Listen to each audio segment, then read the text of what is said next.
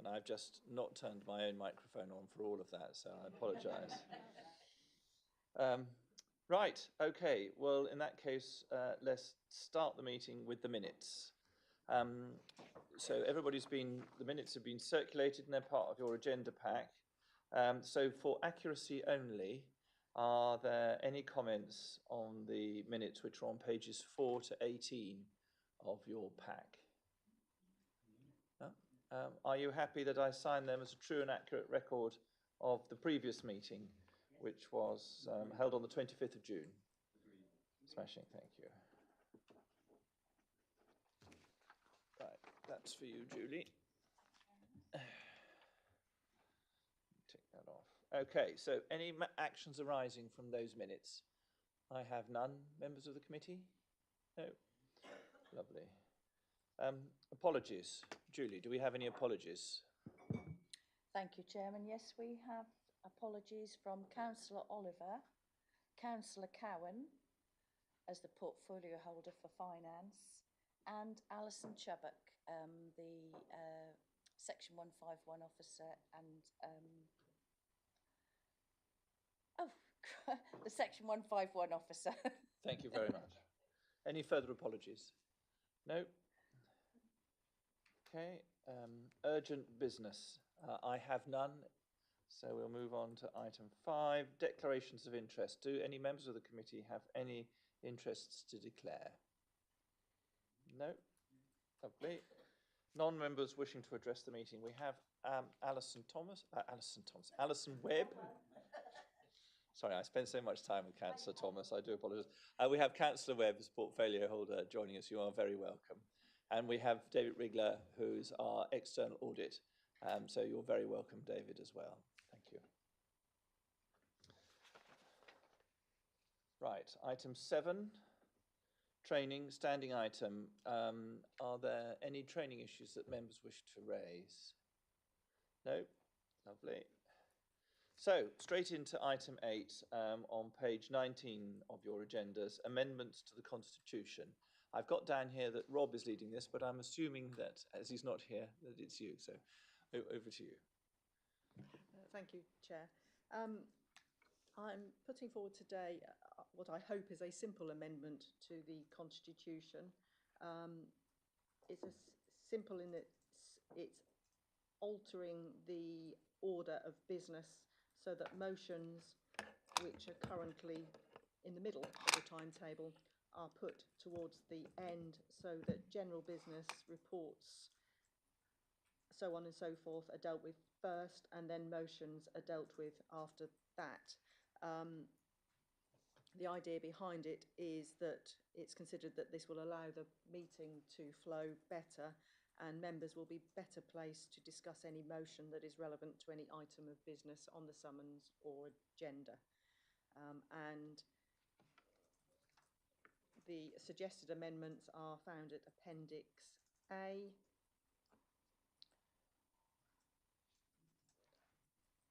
And I'll take any questions. And just to clarify, the recommendation is actually recommendation to full council that the amendments detailed in Appendix A of this report be agreed and the Constitution be amended accordingly. Thank you very much, Sarah. Members of the committee, over to you. Councillor Clark. Thank you, Chairman. Thank you, Sarah, for the paper that you submitted. Yes, whilst this might appear, I think, as I said, I think it's been put there as a sort of, if you like, a sort of tidying up and a smoothing out process in terms of the order in which things appear on the full council agenda. I'll just make the following points, and I hope a sort of constructive way, is that it's inevitable, I think, that motions will largely only be submitted, and I think that also applies usually at the county council as well, but we here for the district will only be submitted by opposition members. So that's one issue I note. The other is that if this has the effect of making any items which come under the motion submitted still under item 8 at the end of the agenda, there might be less time for debate on those items, because there is obviously a time limit within the full council anyway, understanding orders. And it might also, although I haven't looked at any opportunities in there within the constitution, but it might be seen by some as an opportunity for motions to be disregarded or referred elsewhere because of the precedence of the order of the items in there. So if, for example, there was an item in there which was put there, quite correctly as part of the main agenda as opposed to a motion, at the moment, a motion has to be submitted still within 9 working days of the full council. So there is an opportunity for those of a different view to that motion to potentially put something in to contradict it. I'm not saying that's behind your reasoning at all, but I just note those 2 points with degree of caution. Thank you. We've got Councillor Kybird next.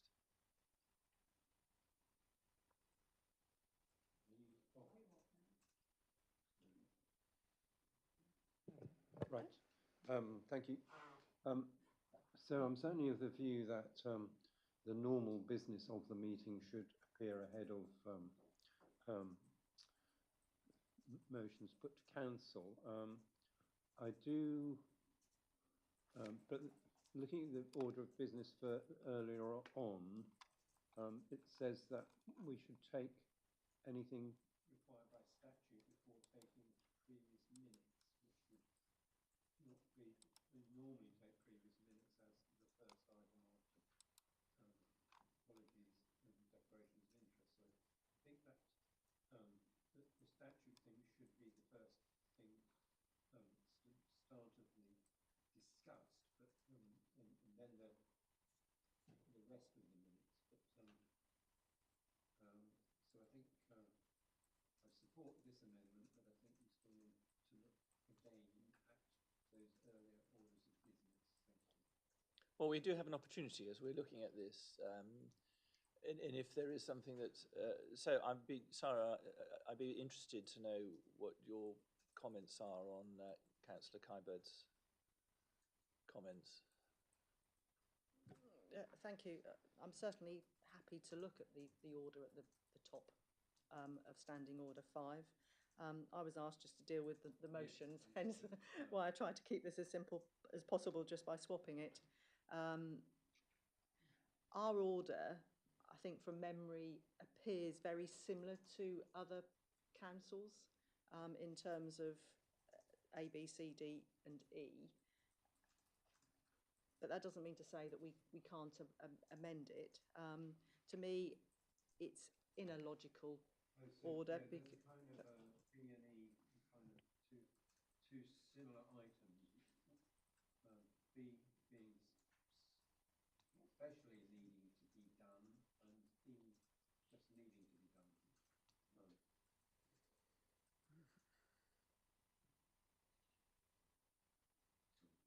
Councillor Monument, and then Councillor Clark.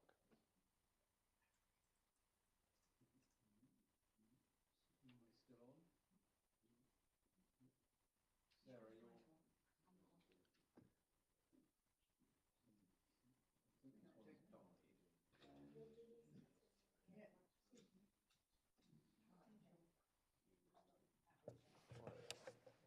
Two things I'd like to say. One, in relation to looking into general changes, I think it might be a good idea at some point to reconsider item N. It always puzzles me that at council meetings people put any item of business which the chairman is of the opinion should be considered as a matter of urgency by reason of special circumstances at the end of the meeting. I mean, if that urgent, shouldn't we have it somewhat higher up the list? I mean, it does say circumstances which shall be specified in the minutes, and perhaps that gives you the opportunity to put it on the end of the agenda notes. But just as a thought, would it have such a bad impact if anything really urgent were dealt with earlier, so that in the event that some people have to leave before the end of the meeting, everybody would know what the urgent item was and how it turned out? The other thing I'd like to say is that while I understand that if I were on the opposition side, I'd be as cautious as my colleague here is being about, is it a good idea to move the motions further down? Item 5.1 says the duration of the meeting shall be at the discretion of the chairman. The general principle is that meetings should not last longer than 2 hours under normal circumstances. And the chairman of the meeting is not always a member of the ruling party. So I don't think that there's too much danger that somebody would be cut off, particularly if we get on with the earlier parts of the meeting. So I think that doing things the way we've got them here, the new arrangement, should at least be tried. And if it proves to be a handicap to democracy, or to lengthen the meetings far too much, then we can always consider changing it back again. Thank you. Councillor Clark's intimated a wish to speak again. Is there anybody who hasn't spoken? David, we'll take you and then we can come back to just taking all the people who haven't spoken first before you come back, Harry. Yes, thank you. I mean, whilst we're on the subject, I don't see the matters of B and E seem to be a duplication. There must be some reason why they're in there. B says to deal with any business required by statute to be done before any other business. And E just says to deal with any business expressly required by statute to be done. And it seems to me a duplication, unless there's a specific legal reason why they're separated. And so I've just asked that question. Thank you. I think there is a subtle difference between the two. One is statute requires it to be done before any other business, i.e. at the top of the agenda, whereas E is, I suppose, a mop-up that any other item that statute requires to be done. But as I said earlier, having looked at other councils, I believe ours is sort of more or less a mirror image of what others say. Thank you. I've got Harry next, and then I've got you, Robert. Harry. Yes, thank you for that, and also partly picking up on what Councillor Monument has helpfully referred to. Obviously, I know you'll be the expert on the Constitution, Sarah. If this is going through, is there an opportunity in the Constitution after things such as being dealt with by statute? So, if, for example, there was a full council agenda which was quite complex, etc., but if there were motions on there which the council felt ought to be dealt with before, is that within the power of just within the chairman, or a resolution of the members, things like a point of order? You could actually then say, although this is on the agenda as last item, we're aware that members have got to leave, etc., and a large amount of time, so you could actually get an agreement of the council to vary on an ad hoc basis, should the members agree to it, to move it from the last item, which would normally sort of follow if we went down the route of the proposed amendment. Thank you. Yes, Councillor Clark. Standing Order 5.2 deals with variation of order of business. Other than items A, B and C listed, all other matters may be displaced by the chairman at his discretion, or by resolution passed on a motion duly moved and seconded, which shall be moved and put without discussion. So yes, that is possible. So I've got Robert again.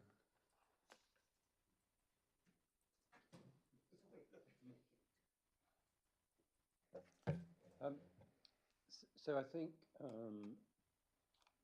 certainly within the last year, the only item that ticks either B or E is the setting of the council tax. Is that an item of type B or type E?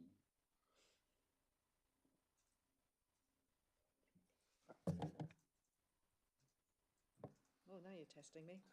Happens at Matthew's here, but I believe, I would say that's E. I'm trying to think of an example that might. Yeah, I don't think it says, and I don't know if Matthew, if you are aware, I don't believe it says it has to be dealt with before any other item. But certainly it says that it has to be dealt with on a certain occasion by obviously full council. But I can Linda, clarify that answer once I've that's looked all right. into it. I'm going to take Linda, and then I'm going to sum up. Just a thought. If it came to a choice, I would say that if you were looking to see which of those you would put it in, it would go to E, unless there was a very strong reason for B, because E comes after declarations of interest. Okay, so it's been really interesting, the debate, and I've just like to draw some threads together. I do believe there is a difference between B and E, because if there is a statute that explicitly states that it has to be done before anything else, i.e. there's some sort of emergency legislation or something, and it states in the legislation that it has to go first, then we have a provision within our constitution to do it. But if we have things that are required by statute, then we then have, which is covered by E, like our setting our budget, then we do it after declarations of interest, so like the setting of the council tax and things like that, and the budget. So I think there is a very subtle difference between the two, though I'd never come across anything in all my years of being a councillor where we've had anything, but you never know it, and we've had the emergency of the coronavirus. There may have been something else that we're required to take first. So I'm loath that we deal with that today, but we'll take it away, Robert, and I'd ask Sarah to have a look at it if that's okay with you. On the issue of moving the motions as laid out in Appendix A, I do think that in order to fulfil our the other items in Appendix A, that the business of the council needs to be done before motions, and therefore by moving motions to item N, we are actually bringing our own list of standing orders in line with the standing orders, the other standing orders that we also have in Standing Order 5. And I also note that Norwich City Council, which is Labour run, and Norfolk County Council, which is Conservative run, both do exactly this. So I don't think that it's party political to move it to here.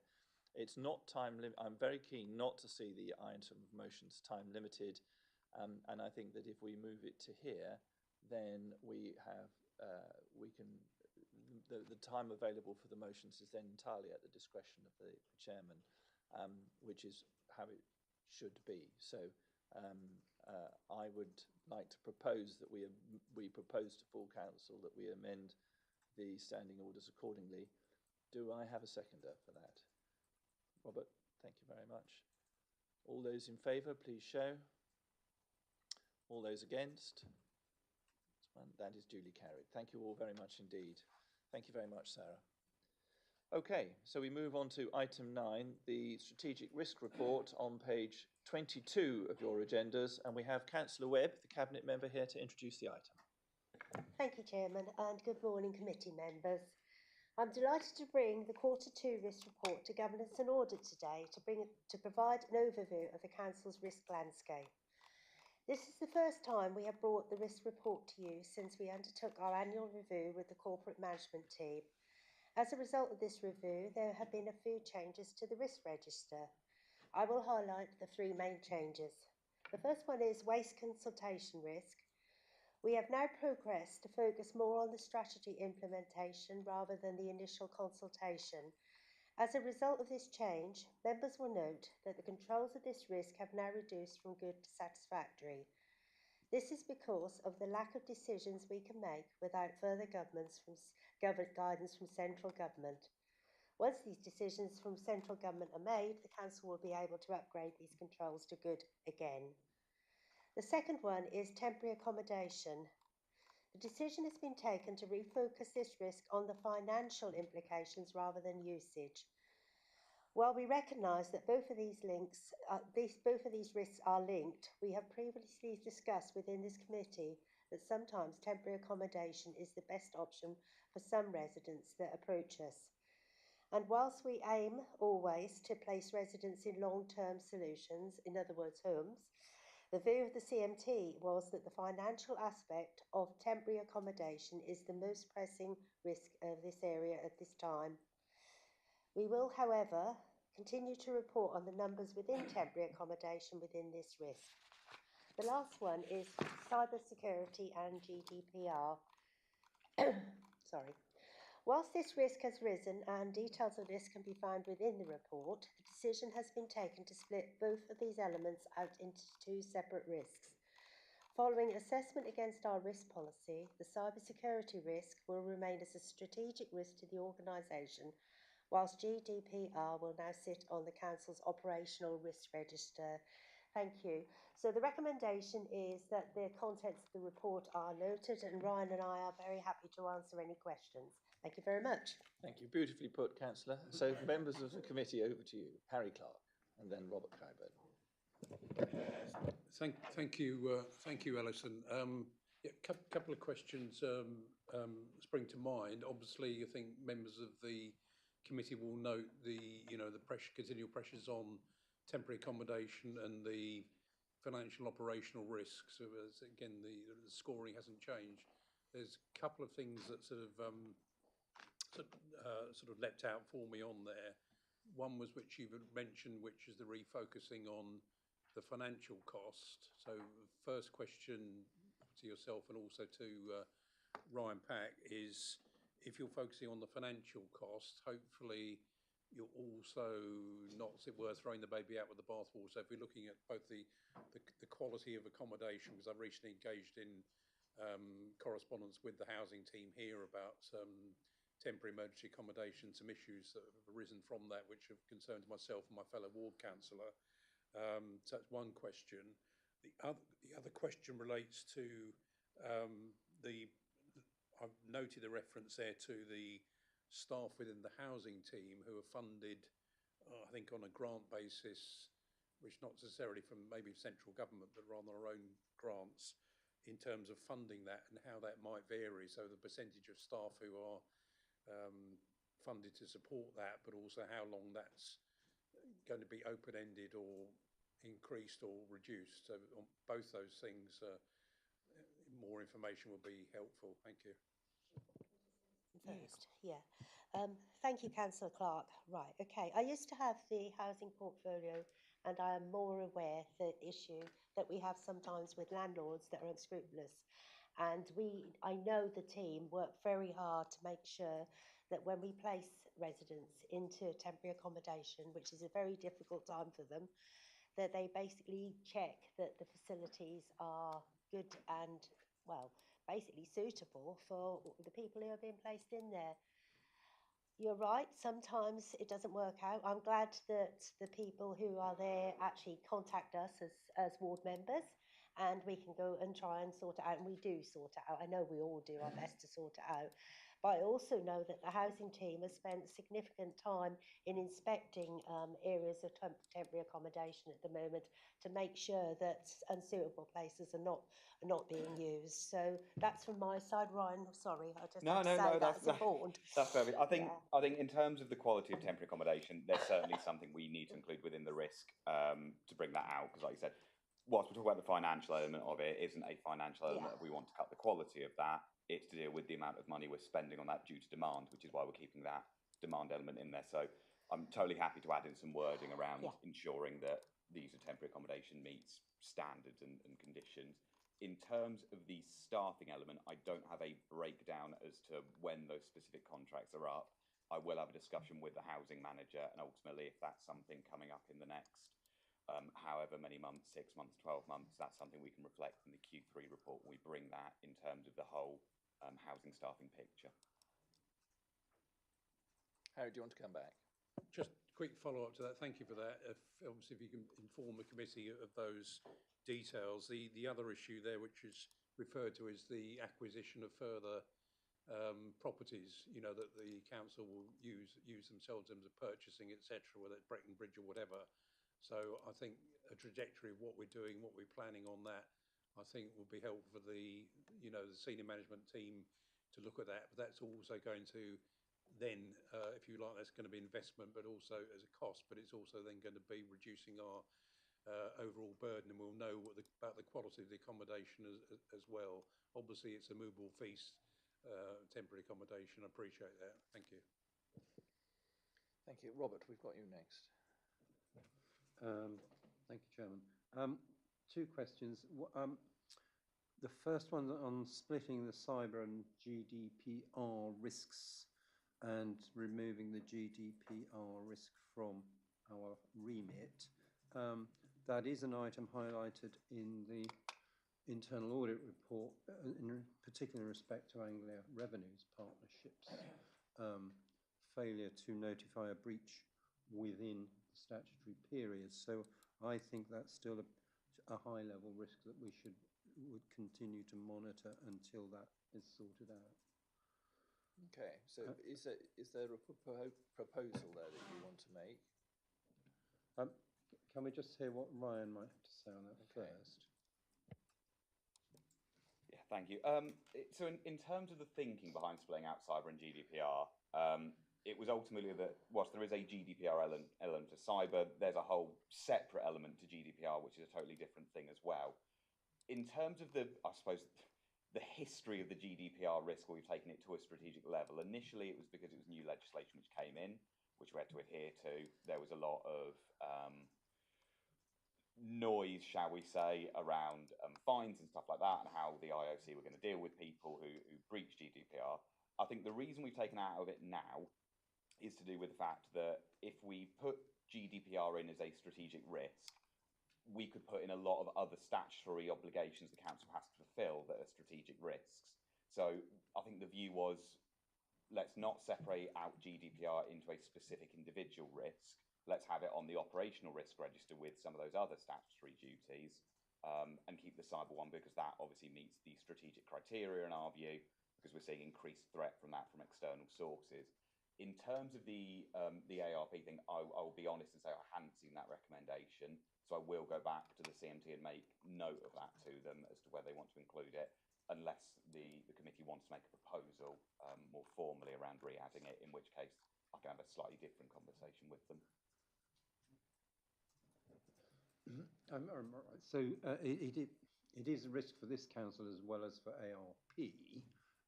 So I think as a committee we need to be told if there is any further breach of that reporting deadline occurring under ARP's remit. Okay, right. Oh, Linda, go on then. Just one small thing on the nutrient neutrality item on page 31 of our agendas. The last paragraph, the next to last line doesn't seem to me to make sense. That last paragraph says, in recent months, progress around projects related to nutrient neutrality has gained traction, and the council does now have a greater ability to make decisions on planning applications in those impacted areas, such as areas. Now, if anybody could expand that or explain it. Yeah, so you'll appreciate that obviously this one and the local plan one are quite fluid ones, and these were written at a point in time. However, I'm not going to say that that does make sense. In terms of the position around nutrient neutrality and that, we've seen progress. I think we've seen some traction. The discussion with the head of planning was effectively, over the next quarter and the next few months, we're going to sort of see how good we are in those places, in that some of the applications around stuff like septic tanks, things like that, are coming forward. So if there's progress around that, then we're probably going to be in a position where we can relook at this risk and probably bring it down. It's just a case of we need to see how sort of those applications are responded to with a view of nutrient neutrality before we could make a firm decision. So there's some progress. It's sort of in flux at the moment as to whether we'll be in a position to bring that down shortly. Thank you. David. Thanks. Ryan's already addressed the issue I had about grant-funded housing staff. So thanks for that. The other one is just another typo, unfortunately, on page 33, penultimate line. I think it should be NPPF. Oh, yeah. Yeah, that's correct. If we need that minuted, yeah. Thank you, David. I've got Robert next, yeah. So, yeah, my second question was going back to the temporary accommodation costs and noting that in the previous period, the costs were 50 grand less than the income, and then in the current period, that it's switched around the other way. Is that just a timing difference? It's difficult when there is a timing difference to judge the magnitude of the issue. Yeah, it's effectively a timing difference as to why those figures are there. We see this as a challenge with the total monthly cost a lot of the time, in that they're obviously entered at a fixed point in time. So we send something on, we put the income one day, that could obviously change the next day depending on if we get lots of people in or not that many people in. It's a challenge with regards to the reporting element of this risk. So we obviously have to take a much sort of medium, longer term view around the financial aspect at the moment. But this is sort of the best way we can pitch it at the moment, in my view. Thank you. Any other comments? The issue of increased demand for housing service and temporary accommodation is obviously one that we can't really control, in that it's a demand-led service, and we don't have necessarily access to the levers which create the increase in demand. But it is a great financial risk to us as an authority, and I know other housing authorities across the country as well. So there is an urgent need for some new government policy in this area to manage this. And I do think that some district councils are being pushed towards Section 114 purely through the increased costs of having to manage this. So I do think that there is need for the political leadership of the council to take this to the government and highlight it. So I'd just say that in the minutes, and I'd leave that with you, Alison, as cabinet member. But I would recommend that that is made, that urgent representations are made by the council to the government in this area. Thank you, Robert. And Robert, my vice chairman, is on the issue of the GDPR. I note Councillor Kybird's request that should that risk increase, that will be informed.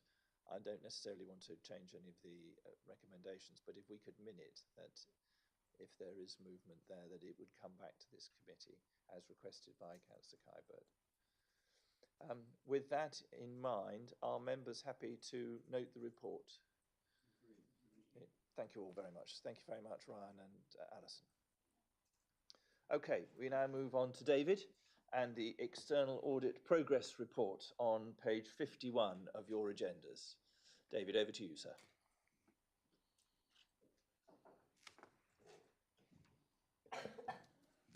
Thank you, Chair, and good morning, committee. I think it's a positive sign that I'm here talking about the most recent set of financial statements, which is not common across the industry, as you'll know. However, we're not completely out of the woods, as you'll see from items 12 and 14 a bit later, so I'll give you an update on those legacy audits. But let's focus on the current, most recent set of financial statements. We brought the plan to you in June. This is a progress report of the work that we've done on those accounts to date. I'll largely focus on the exec summary, but more than happy to go into any kind of detail if it would be helpful to the committee. So starting on page 55 of your pack 5 of our report. If I start with the scope, there is nothing that has changed the scope of our work, and that includes the materiality levels, because we had sight of the draft accounts when we set our plan to you in June. In terms of the status of the audit, it is well progressed. Most main areas are nearing completion. Appendix A sets out the areas that we need to complete. You might look at that and think that looks a fairly long list, but anything that essentially says EY review means the field work has been completed and we're now into the final review stages, so that work is pretty well progressed. The final timing of the completion of the work is to be determined, and I'll link that back through to item 12 when I talk about the legacy, because there's an impact there as to where the resources come back to complete this work. Staying on that page, so when we brought our plan in June, we hadn't fully completed all VFM risk work. That's now been completed, and there's no risks or weaknesses in which to flag with the committee. The audit differences section, nothing significant there. There's, at the moment, one uncorrected misstatement and a couple of corrected statements along with a few disclosure points, and nothing major coming out of the work that the members need to be concerned about. In terms of our other reporting, so around control observations or anything that we need to report in public interest, no matters to report coming out from the audit currently. If I then just turn you to pages 58 and 59 of the pack, just the areas of focus. So these are the areas where we've got heightened levels of risk. So progress on these. So we've done a fair bit of work around the fraud risks, but we've got our work on journals just to conclude in that area. The infrastructure assets work is complete. There's no issues to report to the committee. Our pensions work is again, probably better progressed than indicates in the report, in that we have liaised with the actuary, we've assessed the competence of the actuary, we've looked at the reports and fed them back through into the council's accounts. The bits to conclude are the Norfolk Pension Fund provides assurance on some of those figures, and although that is nearing completion, it's not quite there at the moment. We've also engaged our own specialists to rerun some of the calculations to give us assurance. Although they've indicated no issues to date, they haven't done the final report to us. We just need to wrap that up together. Recovery of receivables, again, almost there. A couple of non-material audit differences that we've flagged in the audit differences section. The appeals provision in relation to NDR, that work is in progress. And then the final risk around valuations for both property, plant and equipment and investment properties. Significant area of the audit, and that area is now complete. One error identified, it just concerned the incorrect application of land area. We obviously, any errors or issues we find, we have to do additional procedures just to make sure there's no reoccurrence of that particular error, and there was no reoccurrence, so it was isolated to that error. And I'll stop there, and I'm happy to take any questions from the committee. Members, I've got David and then Harry. Thank you. Just that last point. That's me. Okay. Yeah, just the last point, Chair, that David raised about those overstatements and understatements on page 59. The bad debt provision overstated by 76,000, and then further on an under calculation, I think, of 112,000, and then at the bottom about valuation of land. Just perhaps explain a little bit more about the implications of those errors and whether that's something we should be concerned about.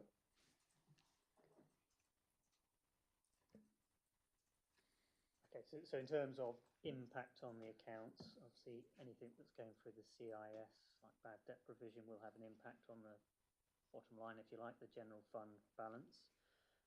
They are not material from our point of view, so they wouldn't have any impact on our opinion. Clearly, they are significant sums when you talk about 76K. I mean, I don't know if Matthew wants to talk any further about management's decisions, but some of those are being adjusted. One isn't. That one would hit the bottom line. In terms of the valuation adjustment, I mean, this is the strange scenario with local government sets of accounts. The adjustment is essentially driven by the accounting requirements, but then there's a statutory regulation which strip all of that out anyway, so that actually doesn't have any impact on your general fund, but it's a code requirement, in which case we have to do the work and report on any issues. Matthew, did you want to comment as David suggests? Yes, they're not material. Sorry. They're not material changes. That we decided not to amend the NDR bad debt provision because we've had to notify the county that they would have to change the report 76 present time. That wasn't something that was worth changing.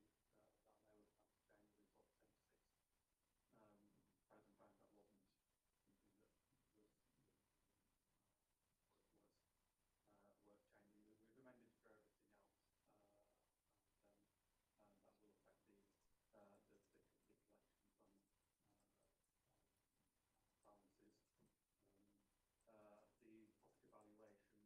Is your microphone on? Sorry, it was. We lost it. Sorry. The property valuation, we will be correcting for that. That's just an error in the calculation that was provided to us by the valuer. And like I say, was a one-off, as David said. David, do you want to come back on that? No, I think that's fine. I mean, I guess the issue is, will there be an impact on the council's ability to deliver services as a result of these over and under statements? I should have made the point that the implication of this is that there's no difference in the outturn in terms of the general fund balance. The general fund balance has, because of the overspend, gone down to its minimum level of 2.5 million, but none of these changes change that position. So the outturn that was reported to Cabinet back in June is still the same, and so there's no impact on the actual the general fund balance, which is the key balance. Thank you, Matthew. I've got Harry Clark next. Thank you, Chairman. Thanks for the report, David. Yeah, appreciate that this is a progress report rather than the full deal. I've just noticed in there, I know it probably wouldn't change your material opinion. In Appendix 1, we've got some areas on the right-hand side when it says management to provide. I'm thinking of the next one we've got under item 11, which I sort of would find helpful to do the same thing, but it's got management to provide. If there's an end date in there, it might not affect your opinion at all, but it just gives us sort of contrast between both the internal and external audit. So may not be anything significant. So I'm probably just being a little bit picky there. Thank you.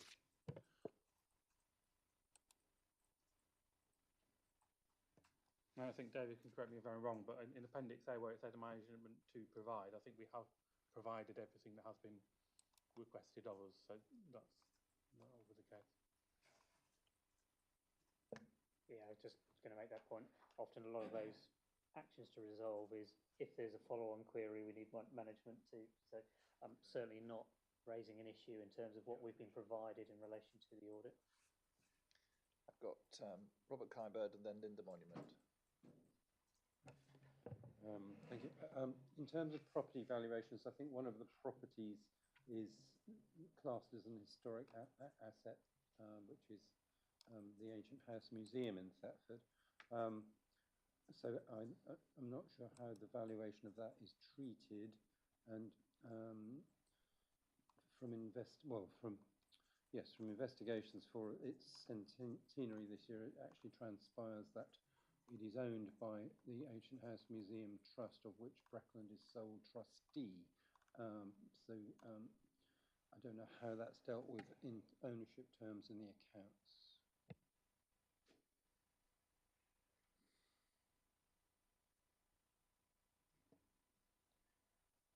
There is a valuation included in the accounts. So the only asset that counts as a heritage asset is actually the Charlesborough Museum because of the historic origin of that building. The Ancient House Museum, it's only the heritage assets within the museum that are counted as heritage assets. So what is the museum valued at then?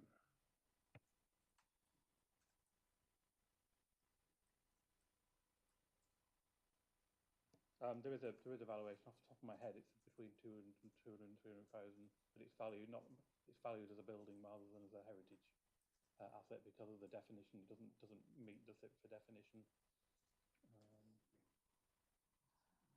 2 million spent on it in 2006. Well, what I can say is what you spend on an asset doesn't necessarily mean that's what it's worth, and I can certainly support that.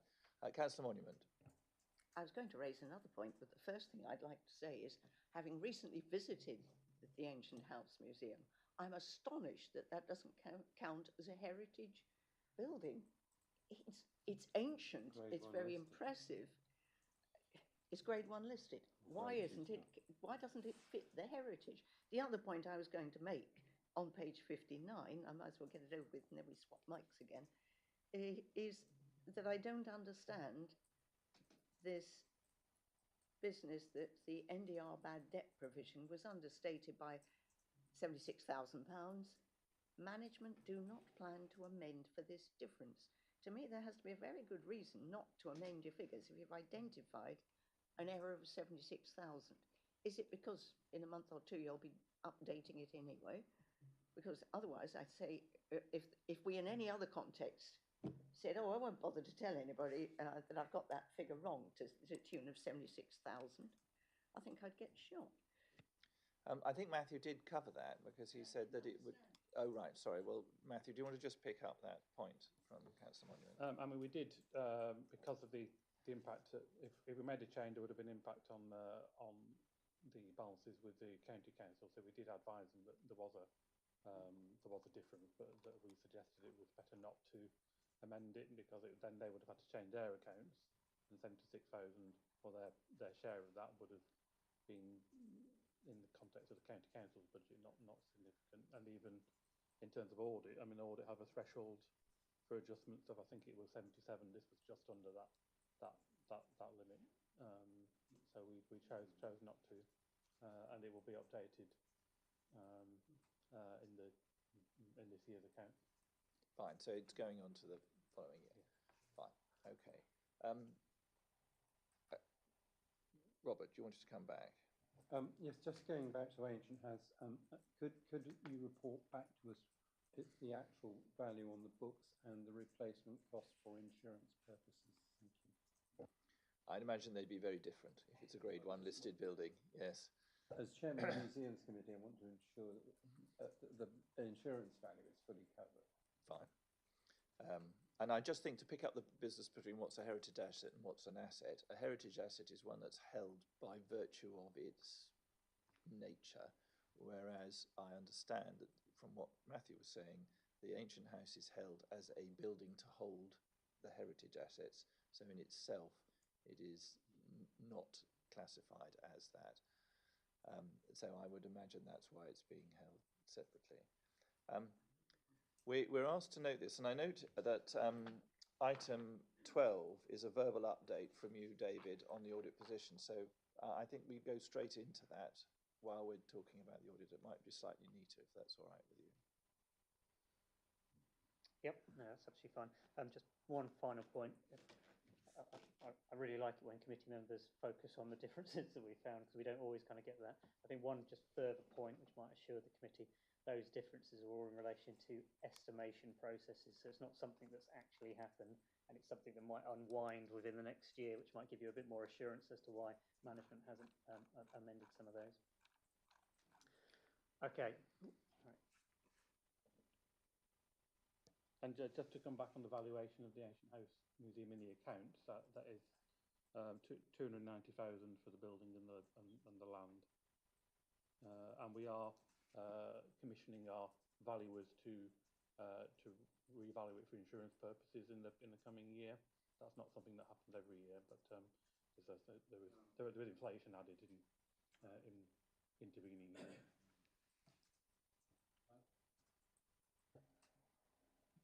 Because of the parlour state of the adjacent King's Head building, I would say that there is a significant risk there, and that process of seeking a proper replacement cost valuation should be a matter of urgency.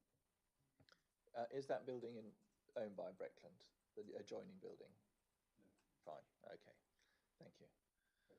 So it's not within our purview. It's asset and shored up due to inappropriate building work by the owner. Fine. Okay. Well, we're the planning authorities. Yeah, I'm assuming that's listed as well. We are carrying the risk on the replacement cost if it's not properly Fine. insured. Okay. Well, it might be worth mentioning that to planning. I'm assuming that the building next door will be listed as well. If it is. It does have planning permission, and it's which is now over a year old, but okay. There has been an agreed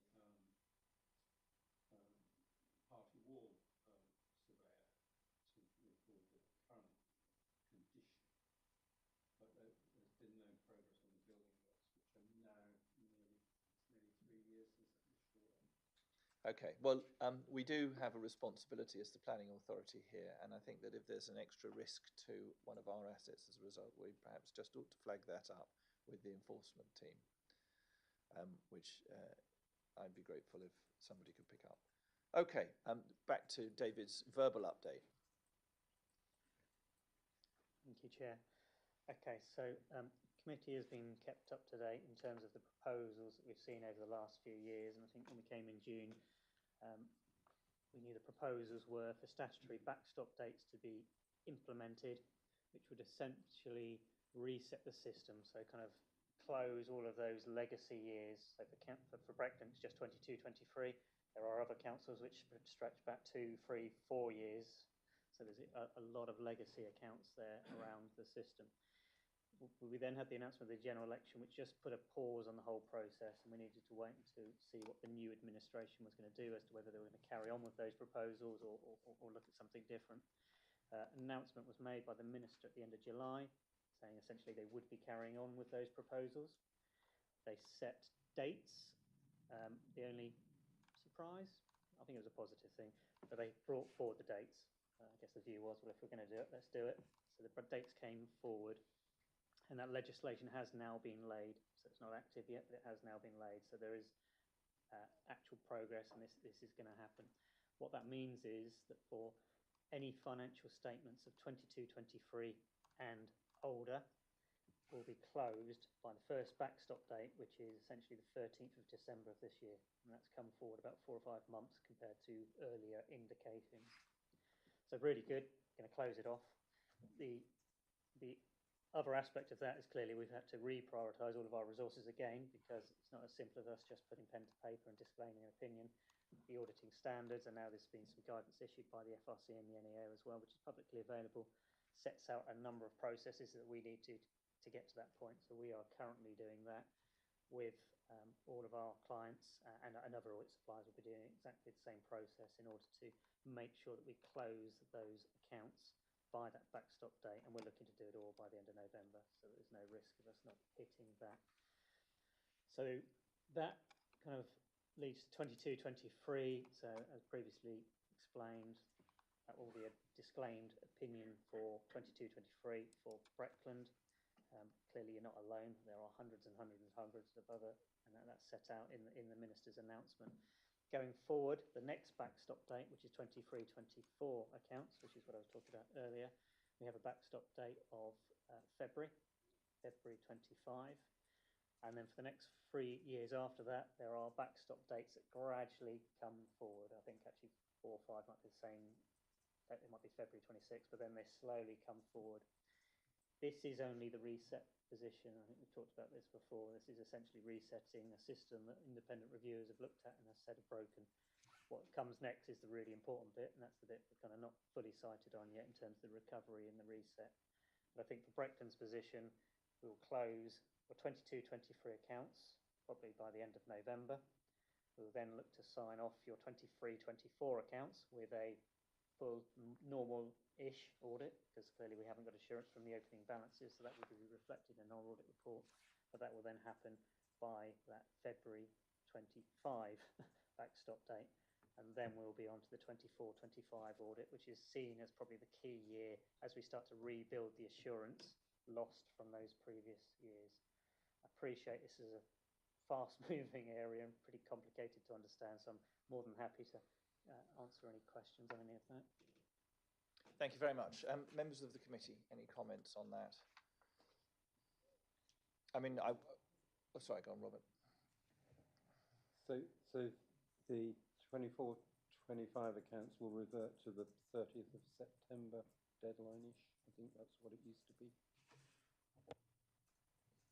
The backstop deadline will be, let's get my dates right here, will be February 26.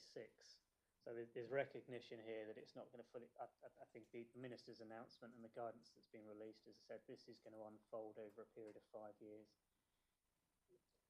There will certainly be audits that will go more into that normal-ish area, and probably it's those audits that we tend to see as our better audits and the ones that go earlier. I'd probably put Breckland in that category, so it might be that actually the majority of the work is done by that September deadline. but I just think you need to have a view on the ultimate deadline being that February backstop date. Okay. Well, that's good to hear about where we sit within it. I mean, and it has been, yeah, a national issue, hasn't it? So it's glad to see that there is a plan to deal with it. Yes. Any other comments on David's verbal update there? Okay, well, I think in that case, we'll go straight on to item 13, the audited statements of account 22-23, while we're on that. So, Matthew, you wanted to, I've got you down to present that. So, page 96 of your agendas, everyone.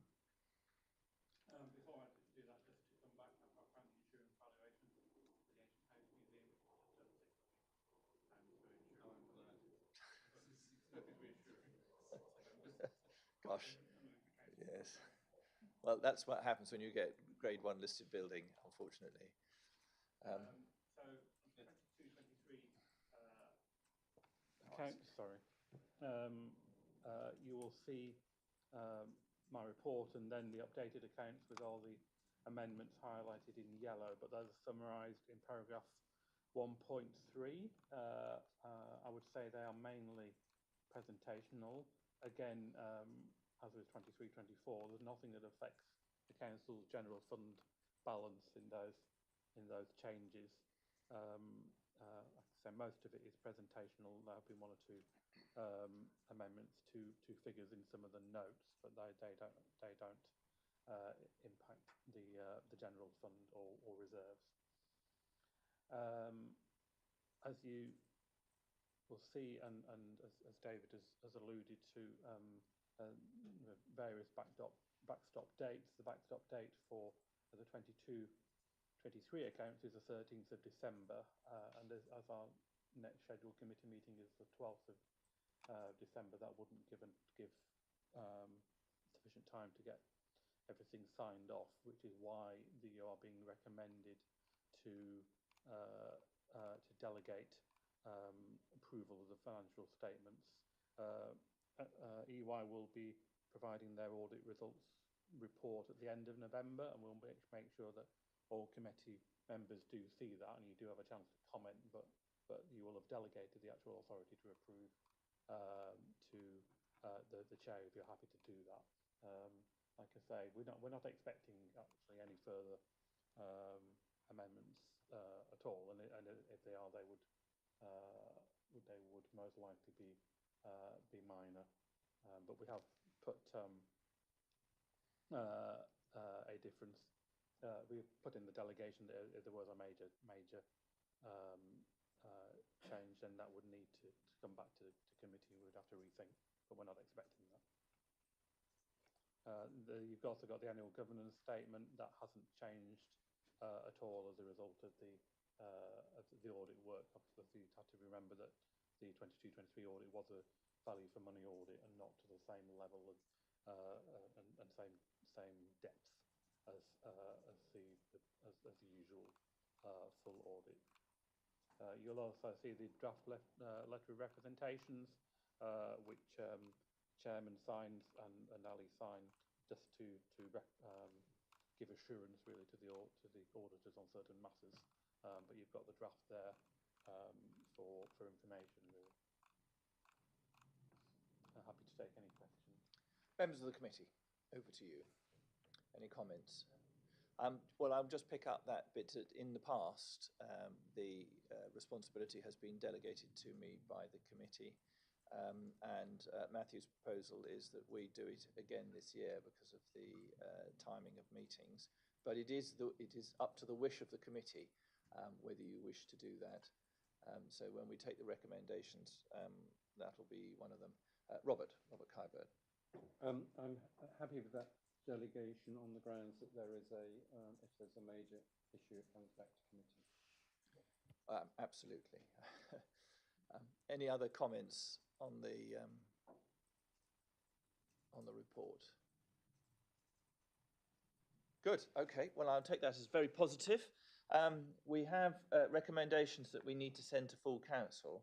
And I will read them out just for the record.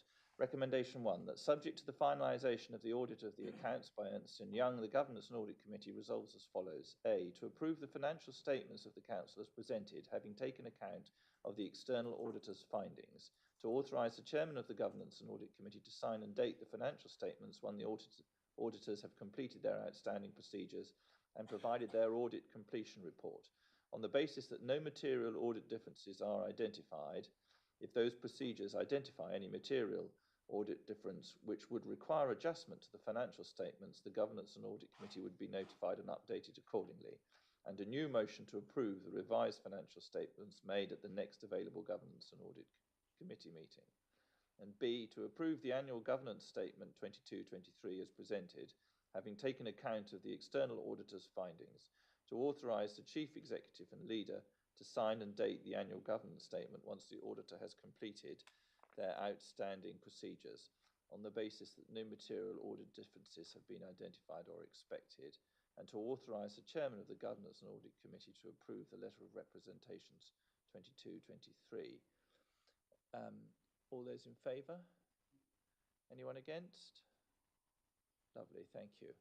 And as was mentioned in those recommendations, we need to discuss internal audit now. So if we could move, please, to item 11, the internal audit progress report. And Teresa, thank you very much for being here. Over to you. Thank you.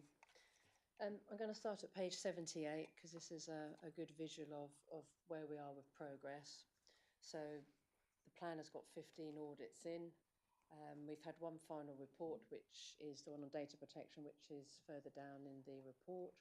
There's 2 important recommendations and 2 routine ones that have come out of that.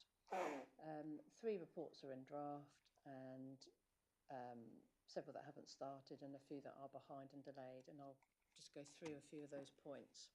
So of the draft ones, there are 2 more final reports that have been finalised since the report was done. So the health and safety one has now reached final, and the sustainability and climate change one is also now final. The one that was delayed, the legal services one, due to auditor illness, that has now started again, so it will be behind its planned schedule, but it is back in progress as such. And then I've given you a few more details about how audits have progressed and how they've got behind their planned schedule, and that's really just to show you that I suppose these are little mini projects and they don't always follow their planned kind of schedule for lots of reasons.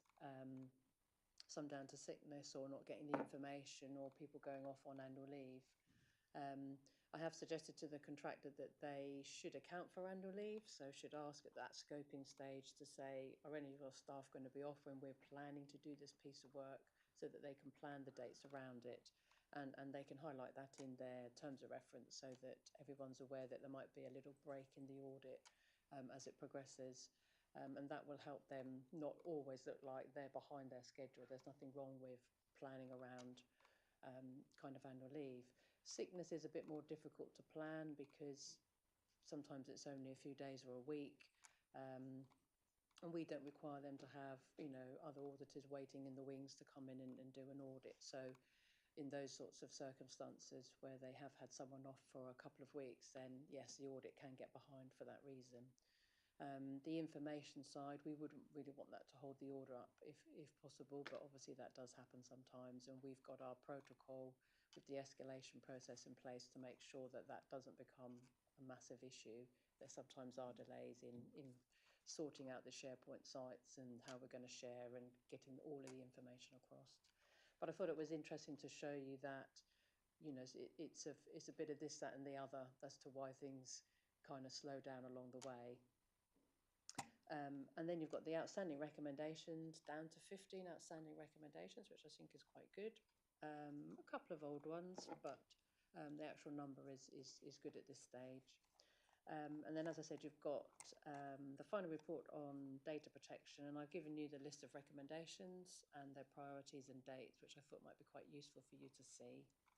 And And the only other thing to point out is that we've had one audit that has now been deferred into next year, and that's the kind of capital project work on the leisure centre. It's just not far enough in process to even start thinking about an audit. So we will now move that to next year and pick that up then at that point. Happy to take any questions. Thank you.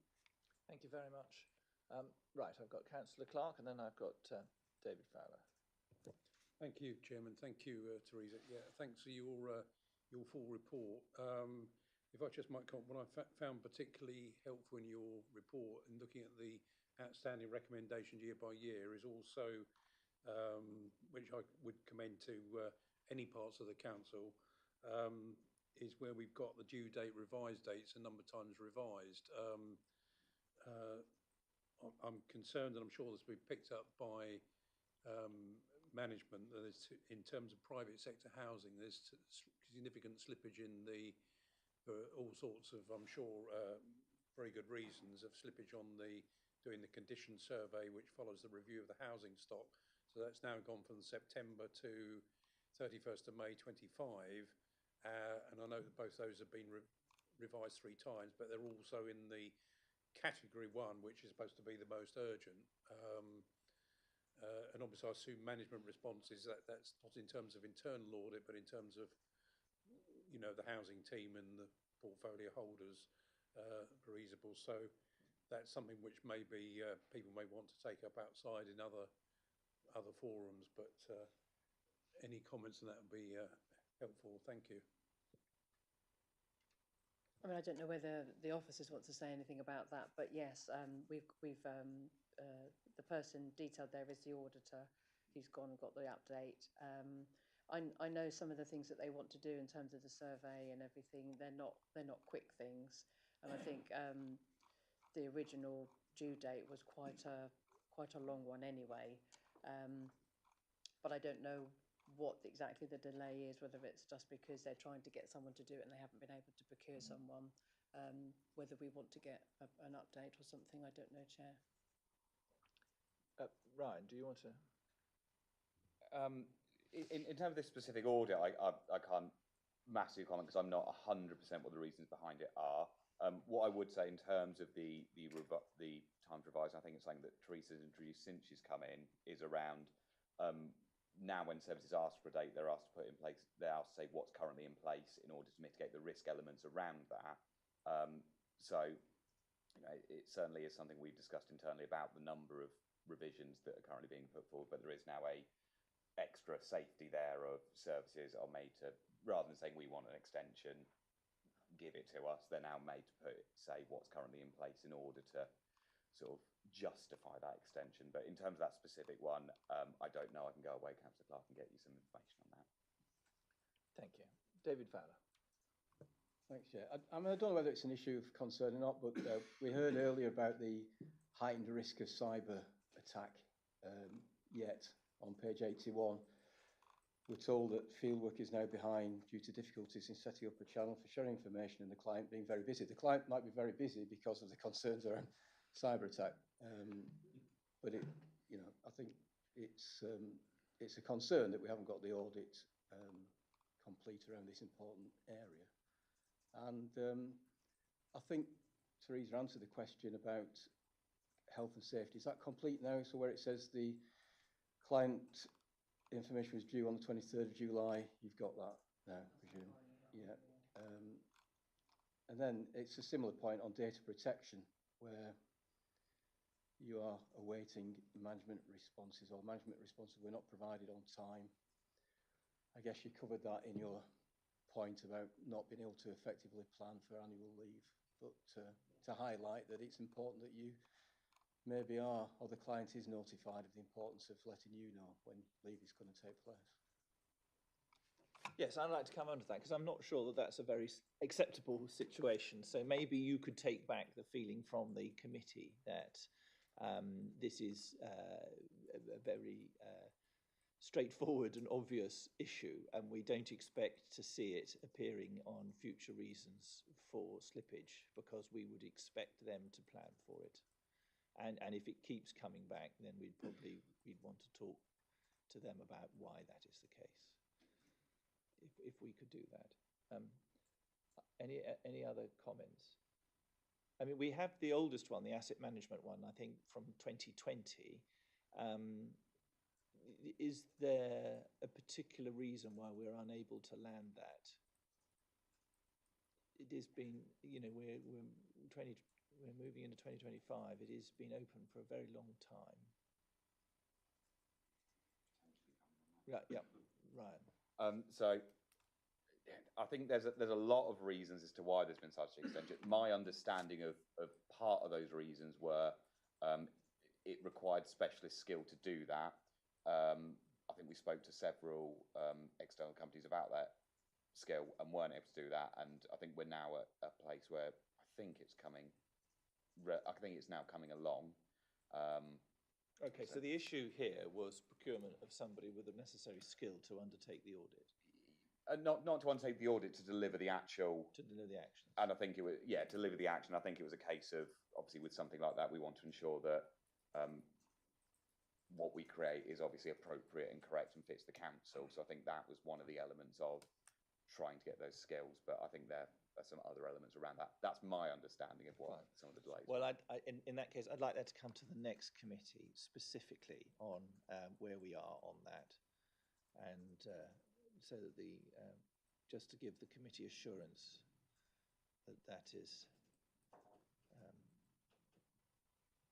going to be resolved shortly.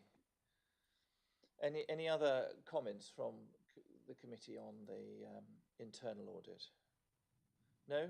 Well, Teresa, I'd like to thank you very much for coming here today and your report.